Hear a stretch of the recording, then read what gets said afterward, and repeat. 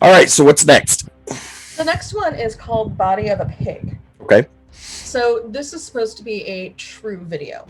I do not know. Something we can discuss later. Okay. And they'll give you the explanation at the beginning. But this is supposed to be like a really true EVP situation. Really? That's interesting. Yeah. So it's about what is an EVP, real quick? Electronic voice phenomena. Yeah. That is correct. Exactly.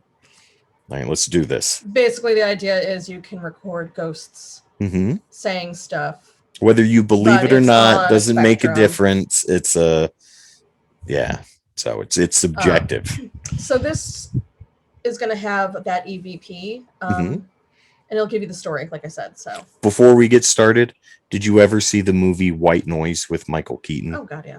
Did you like it? I did too. I thought it was really cool back in the day when it came out. I also enjoyed White Noise too, but that's because Nathan Fillion was in it, and I haven't seen the second one. I just have a crush on Nathan Fillion. Who doesn't? All right, let's do this. All right, Body of a Pig. Body of a Pig. Okay. This EVP was recorded during my work group, who I'm no longer legally entitled to name nor claim any association.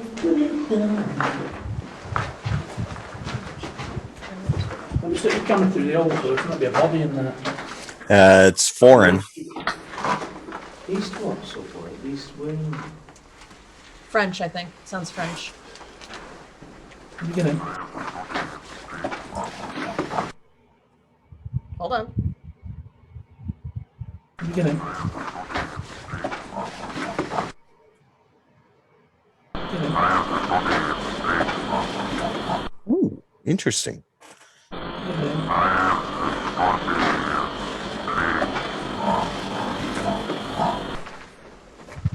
Jesus, look at that, mate. It's exactly like the one over there, look. Misty.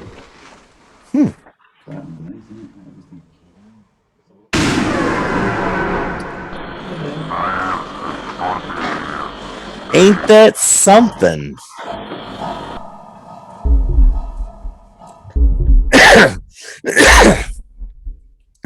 That is interesting. That whether it's true or not is very debatable. It is debatable, and actually people still debate it to this day. You'll find just as many videos debunking that. Yeah, whether it's true or not is absolutely debatable. Whether it's entertaining or not is something else entirely. And I love when they show the photo at the end, because you're like, I believe you have the body of a pig, okay? You're not prepared for that. You're not prepared for that picture I at was, all. But well, that was interesting. That was better than Chez St. John. But Mel and I have a love of like a paranormal phenomenon, so well, I do too, and I can tell you a ghost story after we're all done. But that was cool. So I'll give that a C, a nice solid C. That was pretty awesome. I'm gonna give it a B because your reaction was priceless. Okay. Because I saw you didn't see yourself, but you're like, do it again. Wait, I hear it. There it is. I hear it. Well, okay. Story time, real quick. 2 seconds. My buddy Scott, who I've known for years and years and years. We both worked at a movie theater in Michigan. And for those of you that are my friends that are watching this that know what I'm talking about, you can put in your own stories in the comments. See, the movie theater now, I'm not going to go 100% on this because I'm going off of memory and it's been like 20 years. All movie theaters are haunted. The one I worked at had like the one ghost stories. Right. So the one that I worked at was in Big Rapids, Michigan, and it had a history of being a theater way back in the day, and apparently people were killed in that theater. But the way that it was set up, you had like 4 theaters in that movie theater complex, right? That whole building, there was like 4. And all the way up In the top was the projection area, and the projection area wasn't specific to each specific theater. It was this long hallway with the old ass projectors, the reel-to-reel projectors set up, and one person would be up there the whole shift, and they would have to watch all four of these projectors and make sure they worked and didn't bunch up and fuck up the movies and shit like that. Well, at the end of the night, you had to shut off the lights, and the only light switch that you could use to shut off was all the way at the back of the room, and the doorway was way the fuck down at the other end. I don't care who you are. I don't care how old you are. I don't care how tough you think you are. I'm nodding because my projection booth was set up the same way. You flip that light switch, and you run as fast as you can fucking run 100 feet to get to the light of that door. And I think what I also hate about working in a movie theater and you're closing, and keep in mind that movies generally ended at like 2 a.m. 2 in the morning, absolutely. And you didn't get out of there till 3. And one of the jobs was to turn off the lights, of course. And there'd be these little run lights in the theaters for mine. And I would have to go with a flashlight and check underneath the curtains that were underneath the screen. So I had to walk all the way to down there. Only light is by these aisles. You can see the little light from the projection booth. And I'm sitting there going, please don't be somebody like drunk and asleep. Please don't, it's scary as shit. Well, let me tell you this. I have dreams about that still. To bring up my buddy Scott, who I mentioned before, well, he opened one day and went up into the projection booth, as was his job that day, was to run projection. Like you had several different jobs. You either ran tickets, or you ran concessions, or you were an usher, or you were a projectionist. Any one of those jobs you could have done that day. Well, today Scott's job was to do projection booth. I came in later that day. I think I came in to take over for him when he was done with his shift. And he came up to me. He's like, dude. I said, what?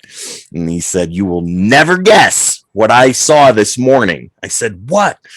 And he told me, and we'd talked about this before, and other people that had worked there longer than we had been there were telling us all kinds of stories and stuff. And he's like, I went in and turned the lights on, and I looked through one of the projection windows. They're like this big. Yeah. And he's like, I looked and I saw down at the exit door, there was somebody standing down there. I said, did you go down there and tell him to get the fuck out? And he's like, well, no, dude, there wasn't really anybody there. Because I went down and talked to whoever was working the counter. I said, is there anybody in the theater right now? And they're like, no, we haven't even opened yet. He's like, well, somebody's back that way. And him and somebody else went back there and took a peek. And there was nothing there, nobody there. The exit door, I think, was opened, or it might have been closed. But when he looked at it, it was whatever it wasn't.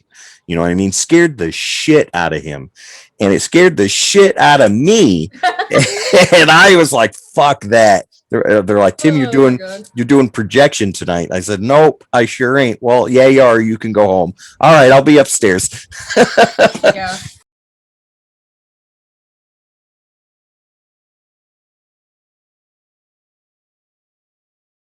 This is one of our longer ones. Okay. It's a 6-minute one. It's kind of like the Max Headroom incident. Really? Okay, cool. So it's about a hacking thing that happened. Okay, so any backstory with this? Well, it's called the Wyoming incident. It happened on a Wyoming news channel, and they get hacked during their live broadcast. Like, this is legit. This happened. Okay, so this is a real world event. This is something that really took place. Hacking. Cool. Okay. And the hacking is going to be creepy in the way that it's almost like subliminal messagey. Still getting over that last video. I know you are. You're so mad at me, and I don't even care. I'm still. All right. Anyways, go on. Hackers were never caught, just like the Max Headroom incident. Okay. Hackers were never caught. Nobody knew why, but here it is. So it's 6 minutes long because it's the whole entire thing. This is the whole thing that took place on the air. The whole entire event. This is it. I am very intrigued at this. Let's do it. So it's the whole shebang. All right. Forced to visit in preparation for the 2008 general election. Oops, saw that guy.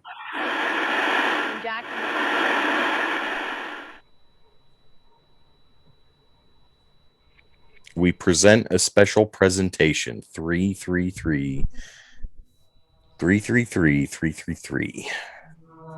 which some people think that means son of the devil because it's half of 666. Nah, 3 is the witching hour. Nah, who knows? You will see such pretty things. Interesting.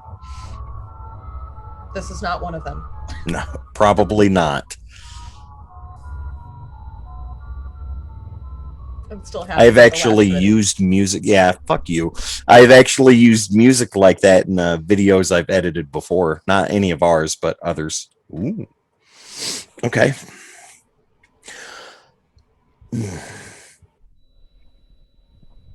Is this like the one where they show a slew of fast-paced images of random faces at you at once? I don't think so, but I haven't watched this in a while. Okay. I don't think I've ever watched the whole thing. I think I've only seen snippets. You realize I'm going to be sleeping with my light on all night tonight, right? For those who don't know, that was a double whammy for Val. Not only does he hate jump scares, he hates zombies. I hate them. Can't stand them. But I love watching zombie movies. It was a twofer. It was a twofer. Why do you hate? Well, Vampy can answer that question. It is. Okay. You are ill. We just want to fix you. Oh, Well, no, I'm good. I got whiskey. there's no fixing this. What you see is what you get. Yeah, if we do no other videos, it's because Val killed me for the zombie jump scare. If there was a way I could reach through this damn fucking computer. See, that music sounds familiar. I've heard that before. It just works so perfectly. What hides in your mind? I can only imagine watching the news and seeing this happen and be like, Right at 6 o'clock, and this takes place, man, that would blow you away. You're like, what the fuck is this? Yeah.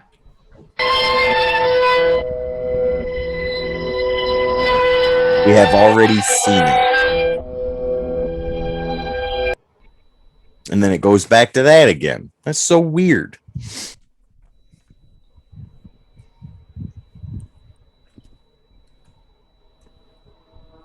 We're only 2 minutes into it, Yeah, almost that's what I was 3. looking at. That's crazy. For those that don't, I'm checking the time so that it doesn't, I don't miss it trying to go to the next video. So that you can lose everything. So that makes me wonder, you know, obviously the people in the control room were working frantically to try and get this shit fixed. But how the hackers were able to maintain 6 minutes of airtime is extraordinary. You know what I mean? What year did this take place? 2008.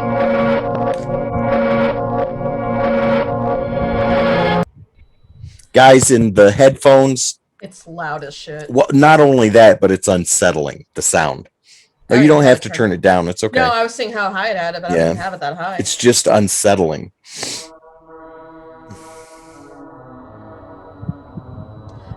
No, that music is from somewhere. I know that's from somewhere. It almost sounds like a dial tone, like someone punching in numbers. Well, that, yeah, but the music before that, that's from something. I know it's from something. I've heard it before. Yeah, there was a creepy video that I didn't add because I just don't find it creepy. But they use music from Final Fantasy. Oh, really? And I'm like, thank you for ruining Dancing Mad, one of my favorite Final Fantasy songs. We stand at the door.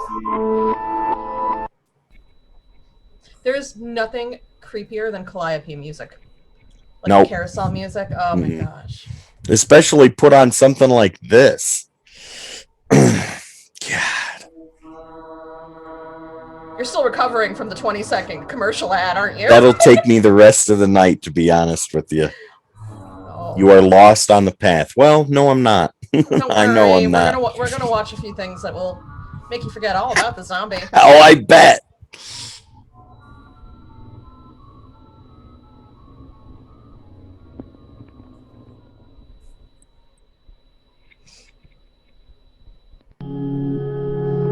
See that right there? That's just unsettling. That's creepy. yeah, I'm not a big fan of that. Yeah, and I mean this is on a lot of lists because it feels a little wrong. Well, it is. I mean, Yeah. this is a hijacked broadcast. Feels off. It absolutely is. I mean, numbers, you know, in any religion or whatever, numerology is a big thing, and 3 is definitely. Wait a minute. I know that music, damn it. That's going to fuck with me all night. There's truth in fiction. That is very true. All fiction is based on a kernel of truth. Everything. Exactly. Everything you read, fiction-wise, has some sort of truth in it. Don't ever let anybody tell you that that's not true, because that's a lie if they say that. Well, that's all like synthesizer stuff. Yeah. That's an angry face. All good things. That's a Star Trek episode. Mitt Romney also plans on visiting Denver and Cheyenne on his presidential tour. I don't think they realized they were hacked until later. I don't think so either. So that's interesting. For real world, like that actually happened. That's really cool. I think not in the sense of what the fucking video was, but that a broadcast was hijacked and it wasn't porn, though that has happened. Oh yeah. And then there's the event of the guy who was pissed off with the HBO way back in the day and hijacked their fucking satellite link and put up how shitty they were for how much they were charging people. Yeah.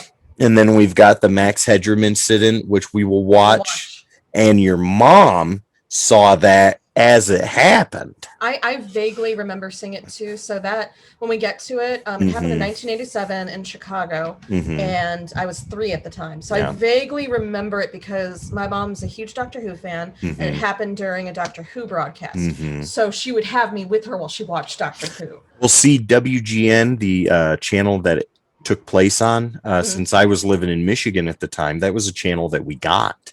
You know what I mean? So we got WGN up there, but we're getting ahead of ourselves. Yeah. So we'll tell you that story when we get to it. Grade for this, it gets a B from me. It's weird. Solid. It's unsettling. The face flashing things. I know that has something to do with something psychological. So that is odd on its own. As far as like anything that it does emotionally for me, not much. No, just creepy. I'm not afraid of numbers, and I'm not afraid of I think stuff like that. When you see something like this, the interesting thing is in your dreams, when you see a face, your brain doesn't actually make up faces.